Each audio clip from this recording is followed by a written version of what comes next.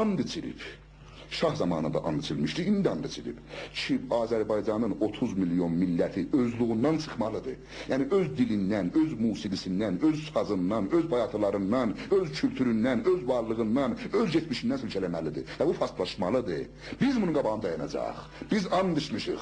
İndi yox, illər boyudur. Şərəf və namusumuza. O, Ərsalan balamı da, Həmzə balamı da ailəmin hamısında. Mənə taylar çoxdur bu Təbrizdə. Qurban verəcəyik, bütün varlığımız qalsın. Yəni biz yanmasaq, millətimizin varlığı yanacaq. Biz yanacaq ki, millətimizin varlığı yanmasın. Və bunlar çox çiçikdilər, bu istemarçılar ki, bizi uda bilərlər, bizi yiyər.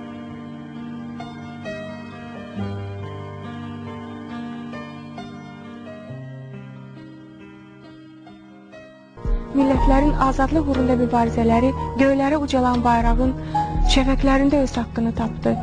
100 kərə vurulub düşən, yenə də bayrağı uca tutan igidlər öz halal qanlarını azadlıq haqqı kimi bayrağa yazdılar. Onun üçün də bayraqlar müqəddəsdir, azadlıq rənglidir, sülh arzuludur. Millətin sabaha, gələcəyə ümidləri üstünə sərin kölgədir. Bugün məmləkətimizin uca qalalarında azadlıq bayrağı dalğalanır. Millətin ruhu kimi ölməz və heç zaman enməz bayrağımız. Bakınız, yaşıl bu mənadaki bütün yeryüzü yaşıl olsun. Yeryüzü abad olsun.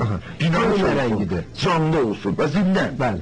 Ama Mehmet Emin babamızın, Mehmet Emin rəhmətliyin və onun ətrafında olan böyük şəxsiyyətlərin nəzərincə İslamçılıq əlamətidir.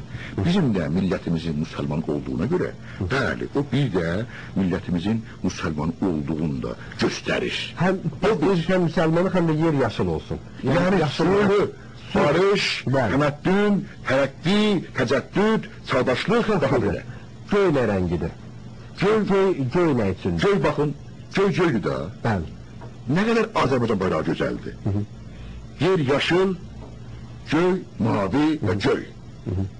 Göyün də göylüğün götürübsün. Qara bulutlardan parlanmasın və sülh barış içində yaşamaq və türkçülüğümüzdür. Çox gözəl. Ən önəmli milləti nədənin türkçülüğümüzdür. Qırmızı nədir? Çünki bizim ən zərbə yiyən, yara alan, qan verən müqəddəs milli varlığımızın parçası, hissəsi o nədir? Türkçülüğümüzdür. Çox gözəl. Bəs bu göyünü getiribsiz türkçülük üçün. Yaşını götürübsünüz. Sülh və demokrasi, ümumiyyətlə müsəlman olduğunun bir göstərgəsi üçün qırmızı, o da çağdaşlıq, müasirləşmə, tərəqqi, təməddün, belə.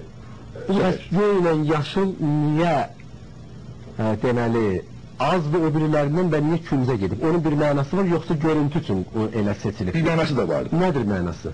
Buna görə ki, bizi ırqıçı və dinçi, baxınız, yaşıl çox olursa, dinçi olacaq. Dinçi ittihamı qura bilərlər. Göy çox olsa, ırqıçı, deyəcək türkçüdür. Apartaydıcı, apartaydı, türkçü yox. Mən türkçüyəm. Bəli. Mən türkçüyəm. Bu göy rəngi ırqıçılıq mənası var, o türkçülük mənası. Düşmən deməsin deyə, qlobal səvət deməsinlər deyə, dünya dövlətləri və orqanlarının nəzdində yanında deməsinlər deyə, baxınız, biz nə qədər mütərəqqi, mütəməddin, onların deməsinə belə qoyursunuz. Sekular. Xeyr. Bir dədəni bu ola bilər.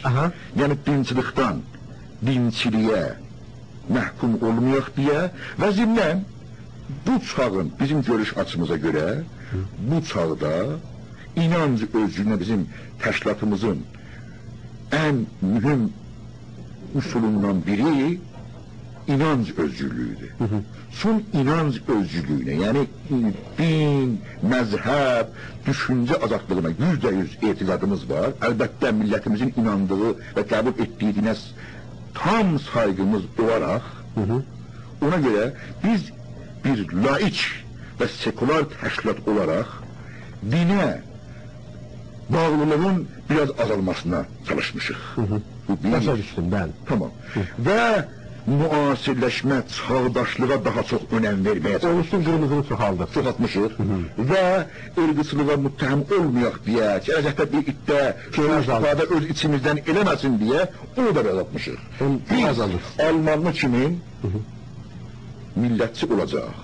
Biz bu Türkçük, Əhməd bəy, heç bir millətdən özümüzü üstün ya əskik bilmirik. Tüm insanları qara, sarı, ağ, qırmızı, bütün millətləri hər adda bərabər bilirik. Şərəfli millətlər öz bayrağının altında yaşar. Şərəfsiz millətlər ölkə bayrağının altında sığınar. Şərəfli millətlər öz bayrağının altında yaşamalıdır. Birincisi, kino sevirəm və onun işləmlərindən deyim, sağ olasınız, bəylə yorulmayasınız. Mənim adım Haşimdir. Mən İsveçdən telefon açmışam. Mən birincisi öndəyim, sayın dörtüyümlə götürdüm, mənim Mahmudəli Sevəqanı və sinəsində olan bayrağımdan ötürəm, arzu edirəm, o bayrağın içində qurlamam. Mən üstəm, yəni daha doğrusu deməli Güney Azərbaycanda o bəz qalasında o əzəmətli hərəkətə qarşı çıxanlara ki o əzəmətli bayrağı qaldırdılar və belə dövlətin məmurlarının gözünün qabağında. O bayrağı təhqiq edənlərə mən üstəm deyirəm, mən inanmam ki, o adamlardan deyilsiniz. Sadəcə bunu demək istəyəm ki, o bütövlük uğrunda hər an çalışdıq, siz anlayan qədər ancaq danışdıq.